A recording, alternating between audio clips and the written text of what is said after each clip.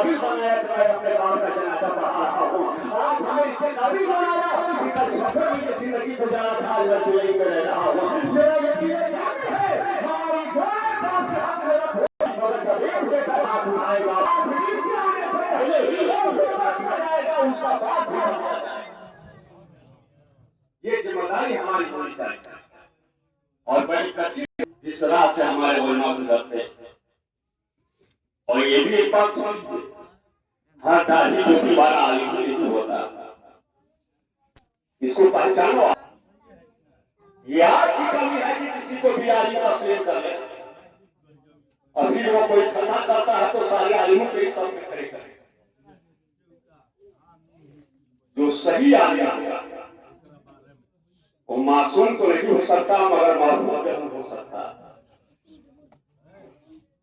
मगर जिसको कोई तमीज नहीं है तो लेवल का आलिम हो सकता है मगर समाज का आलिम नहीं हो सकता। इसलिए एक आलिम की जिम्मेदारी है कौम की रहनुमाई का। और एक जो आप बहुत चर्चे में रखते हैं कि हम लोग इतना पैसा कमाने के बावजूद भी वो कपड़े नहीं पहनते जो मौलाना लोग पहन लेते हैं, कायू छीने के विचार करा।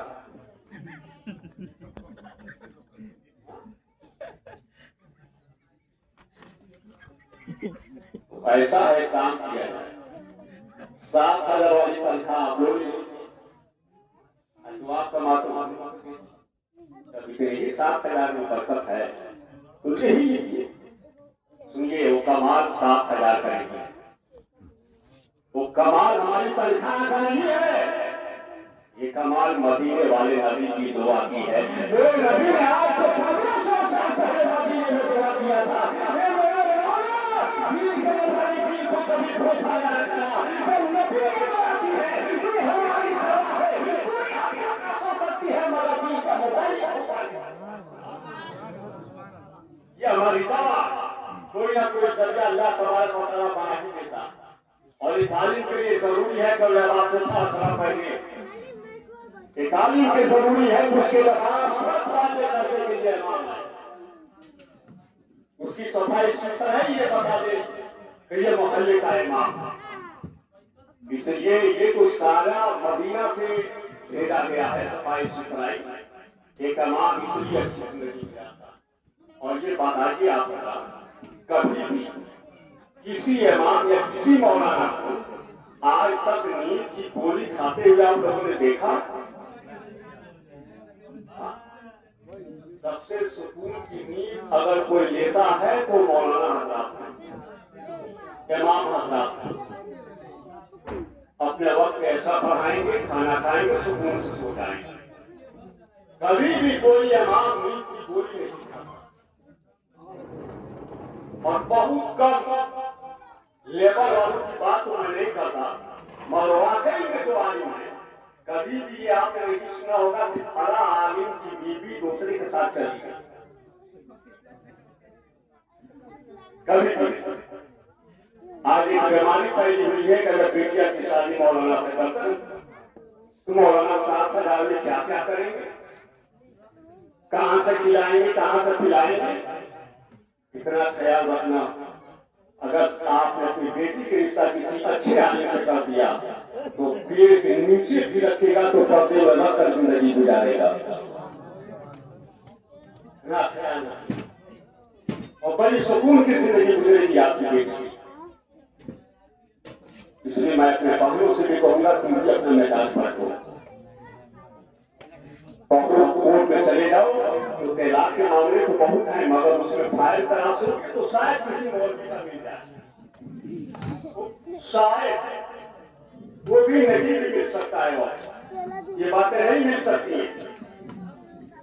इसलिए आप अपने इमामों की कदर करें। हर दौर में इमामों ने आपकी आबरू बचाई, हर दौर में इमामों ने आपकी रहनुमाई फरमाई। चाहे मुअतज़िला का जमाना रहा हो या किसी का भी जमाना रहा हो, मगर खैर यहाँ उलमा की कसरत तो नहीं है, मगर एक कमी आने वाली नई नस्लों के पीढ़ियों के आलिमों में पायदारी नहीं होनी चाहिए। वो ये अपने असाजा की तारीफ, अपने आप को बहुत बड़ा समझ लेना,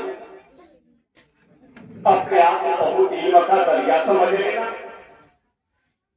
उनको खाली मुताला भी करना पड़ेगा। सिर्फ किताब पढ़ने से काम नहीं चलता।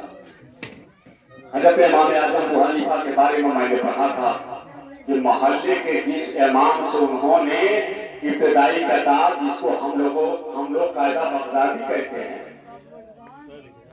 जिस उस्ताद से उन्होंने पढ़ी थी, जब उनके झोपड़ी के बगल से गुजरते थे था जिंदगी कभी आपने चप्पल पहन करके उस रास्ते से नहीं गुजरा।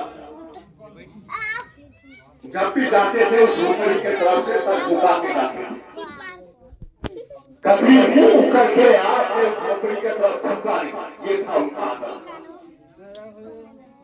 और आज हमारा हाल ये है कि जो हमें बुखारी शरीफ पढ़ा दे, सबसे बड़ा उस्ताद उसे मानते हैं। बहरहाल बुखारी शरीफ पढ़ाना आसान नहीं है, मगर सबसे बड़ा एहसान उस इमाम को मानो, उस मौलवी को मानो, उसे खाकर तुम्हें इसे काबिल बनाया है। और सहाय सीता भी हाथ से कईमानी का तारीफ करेंगे। सबसे बड़ा एहसान उस इमाम और उस उस्ताद का है जिसने तुम्हें इब्तिदाई किताब पढ़ाकर इसके काबिल बनाया है।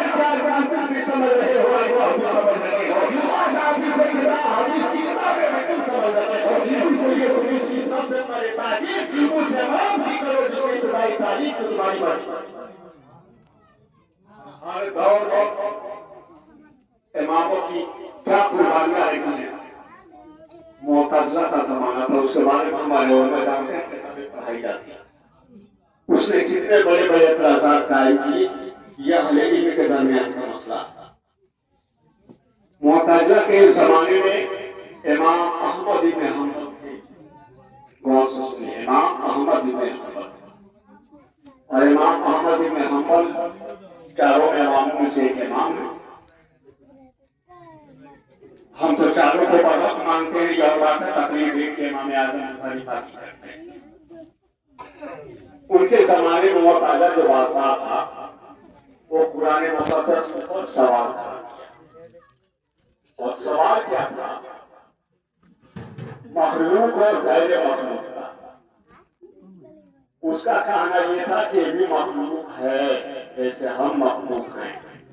और इमाम अहमद इब्न हंबल का कौल ये था कि ये मखलूक नहीं, अल्लाह का कलाम है। ये कलाम, ये उसका कलाम।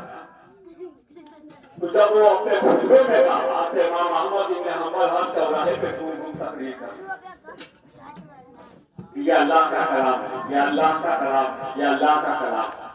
उसने वजीरों को भेजा, उनको गिरफ्तार करवा, कराने के बाद जेल के सुराखों में डाल दिया और खुद चौराहे चौराहे पे तकरीर करने लगा। कैसे दीन को अल्लाह ने बचाया है इमामों के जरिए, जरा देखिए।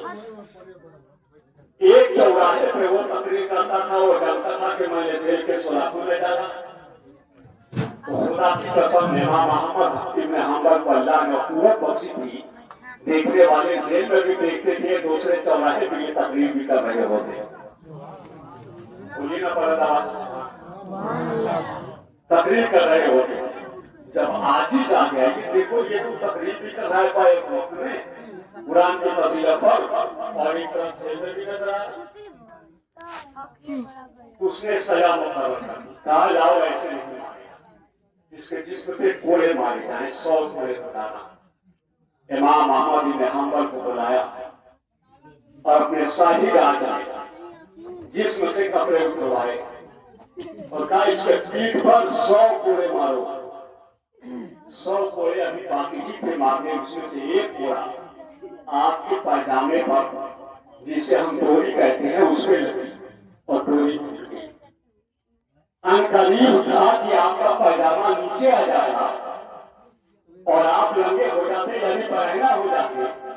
आंसू गिरा कर इमाम अहमद इब्न हंबल ने रब से रोके कहा था, मौला अपने खानदान की लड़ाई हम नहीं लड़ रहे हैं, तेरे कुरान की अजमत की लड़ाई हम लड़ रहे हैं। ये दोनों वर्षों से तकलीफ तो मुझे नहीं हुई, मगर ये मेरा मौला अगर तेरा अगर इस बादशाह की लाज में लंगा हो गया तो जमाना हंसेगा। मेरी आवाज़ शाही में मेरे वाले लोगों को देखा था, मेरा हाथ लगाए तो पैजामा नीचे करना पड़ रहा था। दिखाने लगा, बादशाह बिल्कुल हैरान परेशान हो गया, ये क्या हो रहा है? आवाज किया खुदा मोहम्मद ने हम पर ने, अरे सुन ले, अरे मुझे कुरान बता रहा है, ये हमारी अबू मेरा खुदा बता रहा है।